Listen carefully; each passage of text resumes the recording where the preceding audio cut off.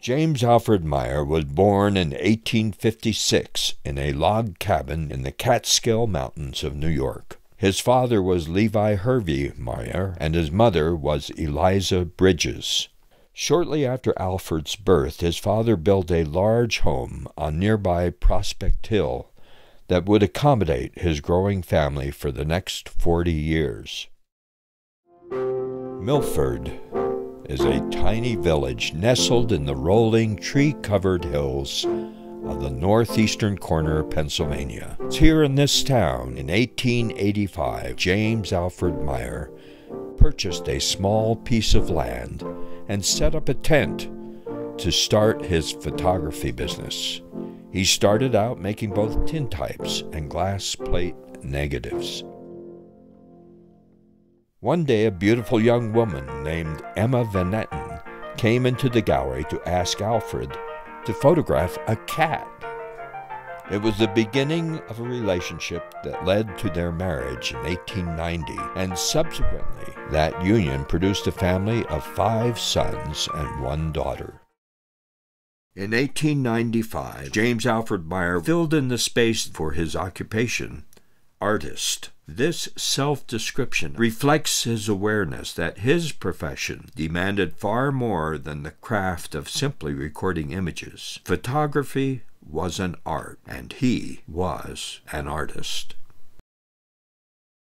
For him to be calling himself an artist in 1895 without a previous experience, but to consider himself as an artist with and through the medium of photography. That's important because at the time, being a photographer was not necessarily connected with being an artist. I see some of the same spirit and images that were characteristic of the Impressionists, as well as the American painters that were his contemporaries, Edward Hopper and Grant Wood. Photographing and painting was all recording of these images that were very much a part of their time.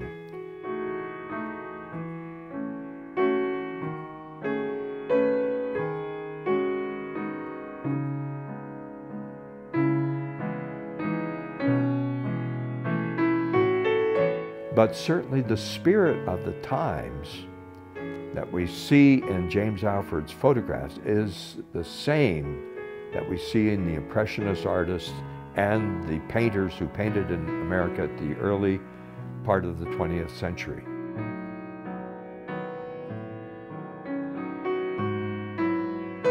James Alfred did it with a camera.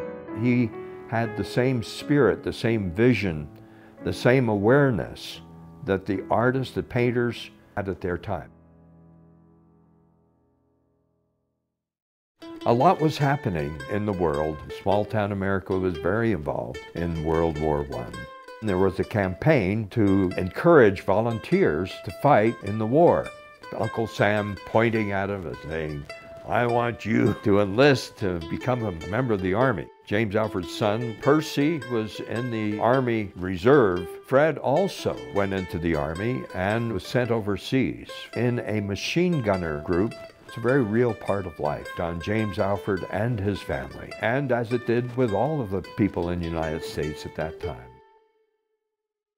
At this gallery, shadows are cast, and warranted sure to last, with speaking eyes and native grace, secured within a moment's space. When light strikes an emulsion, it turns that emulsion dark. It turns the emulsion into a shadow. What happens is the plate is coated with a light-sensitive substance so that when light strikes it, it makes a chemical change, and the chemical change is actually depositing silver metal, which is dark. And so where you have a photon of light hitting the plate, you have a particle of silver. And the more light, the more silver, and so it's darker. So you have a black car with white sidewalls, and so it's reversed, and that's why it's called a negative. A glass plate photographer records light as shadows. and he preserved those shadows. I have always been a great believer in today. Most people live either in the past or in the future, so that they really never live at all. Utopia is in the moment, not in some future time, some other place, but in the here and now, or else it is nowhere.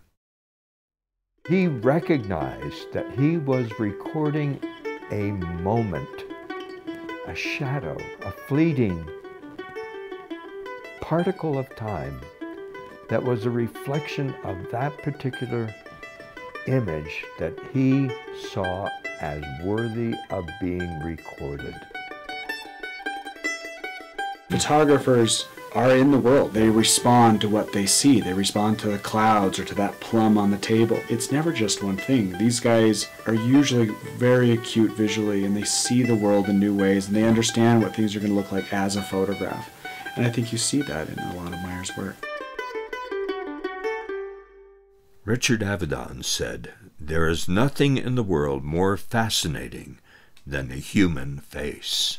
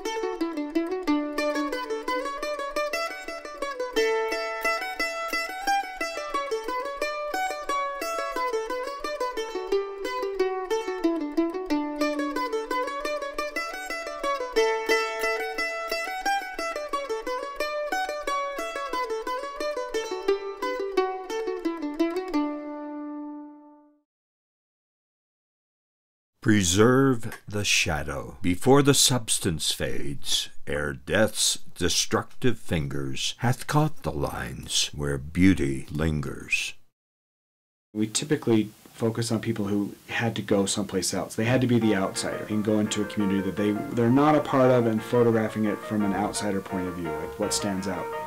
Myer's the total insider. He's a member of the community. He knows the people he's photographing. They've come to him year after year, generation after generation. We tend to focus on, those who are coming from the outside. But that element of being an insider shows up in those photographs. And he knows what people wanted. He knows how they wanted to be seen, how they wanted to be projected. And, like the plane, for example, that tells you a lot of who they wanted to be. And Myer would know that because he's one of them. Whereas if you take someone from the outside, they may not have that same opportunity. My dad was a man of few words. I don't remember ever having a conversation with him. He didn't do much talking. When Edson went to college, he said to his father, "Is there anything you want to say to me before I go away to college?" His father said, "Never tell a lie." Well, when I went away to school, Pa never told me even that much.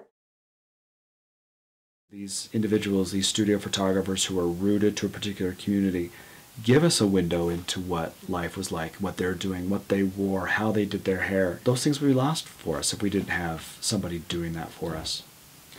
It's hard not to say, look, I want to be there. We are so inundated with photographs today, and everything has a camera to it. We're producing millions and billions of photographs. The camera and photography has been democratized, but everyone can make it. But in a way, it's nice to have that one person you trust to be the eye of your community. Trust to make those images that say, okay, this is who we are.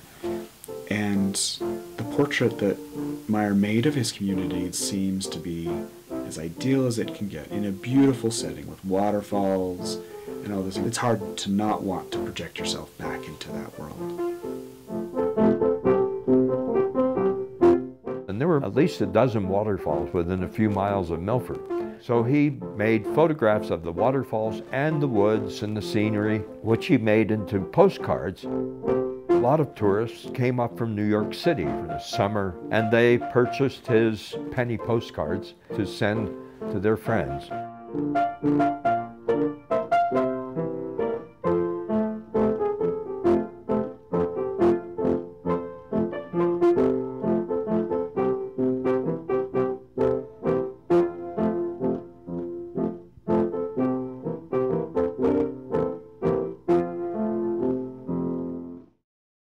Manet said the most important person in a painting is light.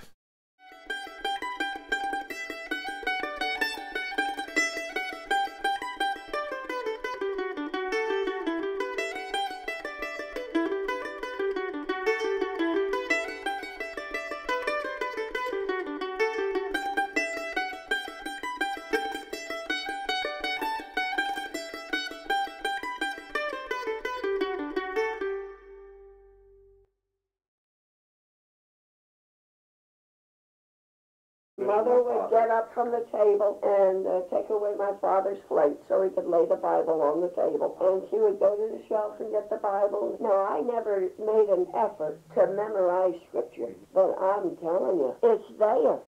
Even up in our old age, we all love each other. Oh, yeah. It's that intimacy that makes looking at a studio photographer of a community like Milford a fantastic opportunity to provide a very good window into how these people lived and how they wanted to project themselves into the future. And whether it was those two old women in the kitchen, or a branch from leaves from a tree, eggs in a nest, a plum, firemen testing out a fire hose, he captured moments, fleeting bits of timeless history. His moment, his now, has become our now.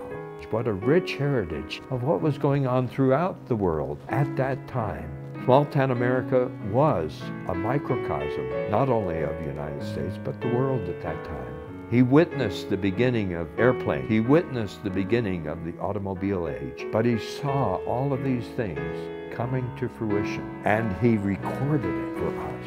That is a wonderful gift, the gift of his art.